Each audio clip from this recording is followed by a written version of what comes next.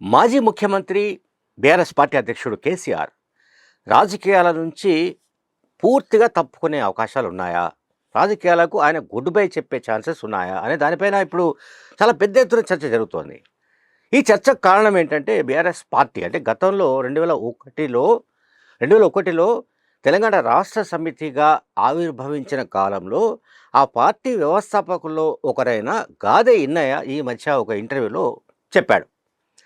ఆయన ఏమన్నాడంటే కేసీఆర్ ఇప్పుడున్న పరిస్థితుల్లో రాజకీయాల నుంచి తప్పుకునే అవకాశాలు ఉన్నాయి. ఆయన రాజకీయాలకు గుడ్ బై చెప్పే అవకాశాలు లేకపోలేదని అన్నాడు ఆయన.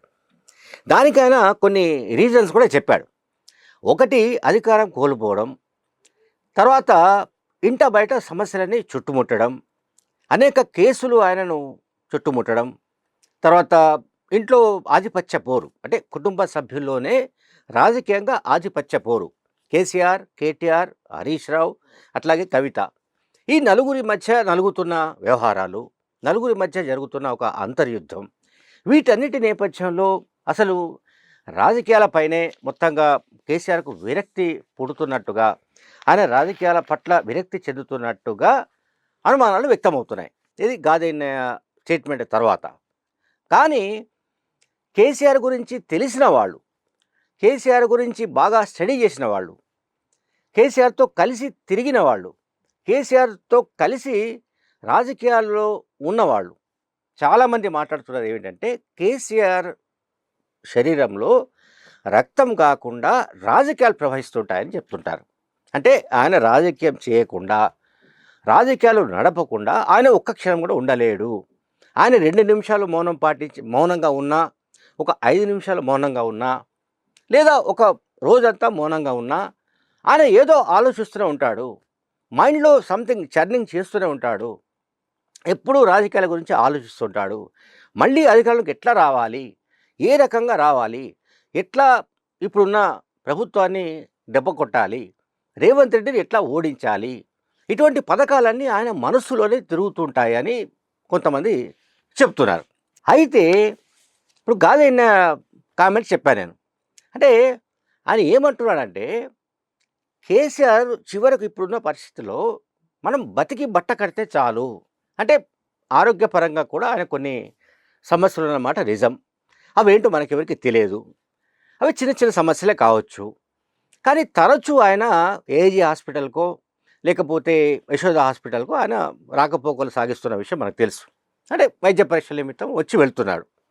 బట్ కంప్లీట్గా అంటే ఎప్పుడైతే 2023 డిసెంబర్లో ఓటమి పాలయ్యారో ఆనాటి నుంచి కూడా ఆయన ఫామ్ హౌస్కే పరిమితమైన విషయం మనకు తెలుసు. లోక్సభ ఎన్నికల ప్రచారం సందర్భంగా 1-2 సార్లు బయటకు వచ్చి సభల్లో పాల్గొనడం, ఆ తర్వాత పార్టీకి సంబంధించిన కార్యక్రమాలు 1-2 సందర్భాల్లో తెలంగాణ భవన్కు రావడం, అసెంబ్లీలో ఒకసారి మాత్రం హాజరు కావడం, ఇవన్నీ మనం చూస్తూ వచ్చాం. సో ఇప్పుడున్న పరిస్థితి ఏంటంటే ఒకటి కాళేశ్వరం ఇష్యూ, అట్లాగే ఫార్ములా ఈ రేస్ ఇష్యూ కావచ్చు, ఫోన్ ట్యాపింగ్ ఇష్యూ కావచ్చు, అనేక ఇష్యూస్ అన్నీ కూడా ఆయనను ఉక్కిరి బిక్కిరి చేస్తున్నాయి.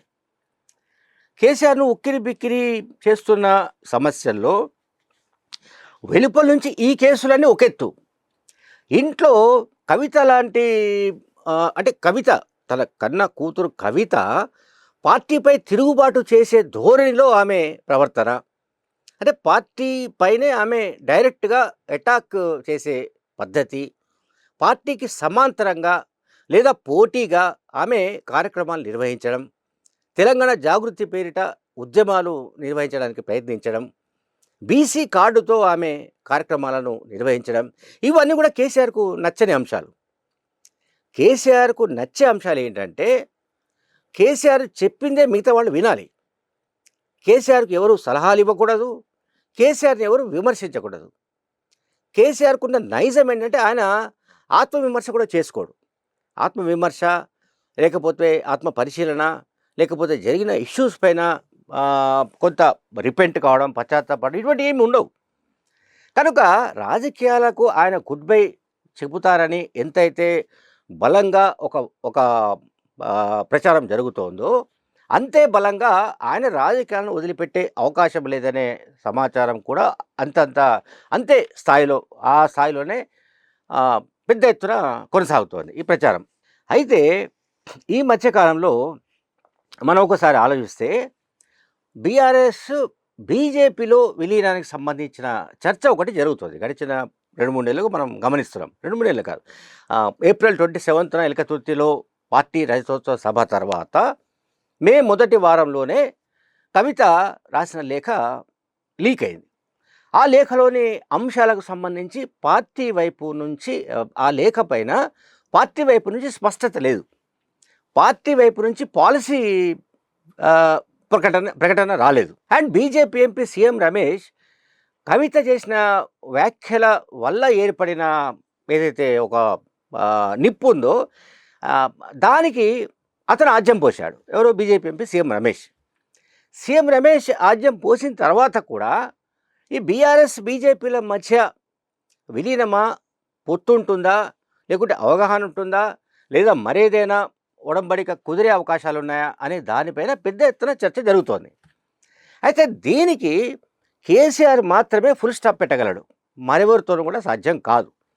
కేటీఆర్ మాట్లాడినా, హరీష్ రావు మాట్లాడినా, మరొకరు మాట్లాడినా కూడా ప్రజలు దాన్ని ఒక సాంకేతిక తీసుకోవడం లేదు. ఎందుకంటే కవిత మాట్లాడింది కనుక బీజేపీలో బీఆర్ఎస్ను విలీనం చేయడానికి సంబంధించి ఒక కాన్స్పిరసీ జరిగింది, నేను జైల్లో ఉన్నప్పుడే ఈ ప్రయత్నాలు జరిగాయని ఆమె ఆరోపించింది. దానికి పార్టీ పరంగా కేసీఆర్ మాత్రమే మీడియా ముందుకు వచ్చి మాట్లాడవలసిన అవసరం ఉంది. ఆయన మాట్లాడి ఈ మొత్తం వ్యవహారం జరిగిందా లేదా, సో అటువంటిది ఏమైనా ప్రయత్నం జరిగి ఉంటే దాన్ని కూడా చెప్పాలి. ప్రయత్నం జరగకపోతే జరగలేదు, ఇది కావాలని ఒక కుట్ర చేస్తున్నానని చెప్పాలి. సో కేసీఆర్ చెప్పితే తప్ప ఈ బీజేపీలో బీఆర్ఎస్ విలీనానికి సంబంధించిన అంశానికి తెరపడే ఛాన్స్ లేనట్టుగా మనకు కనిపిస్తుంది.